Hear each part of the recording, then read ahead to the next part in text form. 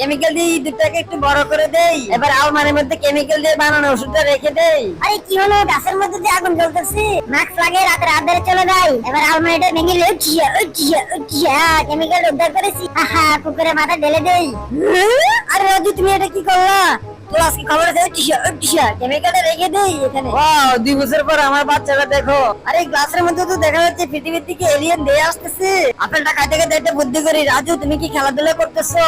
মাথায় একটা বুদ্ধি আছে, আগের দিনে কেমিক্যাল রিঅ্যাকশনে ওষুধটা মাটির নিচ থেকে খুঁজে বের করতে হবে। এই তো পেয়েছি। আরে পৃথিবীতে আগুনের কুণ্ডলি দিয়ে আসতেছে, চুলের মধ্যে কেমিক্যাল দিয়ে চুলের একটা বল তৈরি করি। কেমিক্যাল দিয়ে বানানো বিশাল আকৃতির চুলের বলটা দিয়ে আগুন থেকে রক্ষা করা হবে। এবার আমাদের চুলের বলটা আকাশে ফাটাই। আরে গ্রহ নক্ষত্র পৃথিবীর দিকে দিয়ে আসতেছে।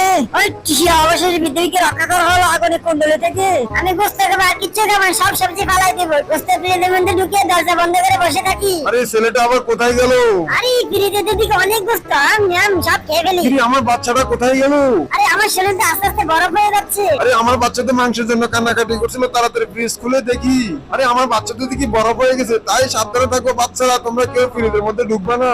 এবার আগুন দিয়ে বরফটাকে ভালো করে গলাতে হবে। আগুন দেওয়ার পর বরফটা কিছুটা গলে গেছে, এবার চুলার উপর রেখে দে, বরফটা সম্পূর্ণ গলে যাবে। চুলার উপর রেখে একটু টিভি দেখে আসি। ওয়াও, টিভিতে তো গরম গরম খেলা চলছে।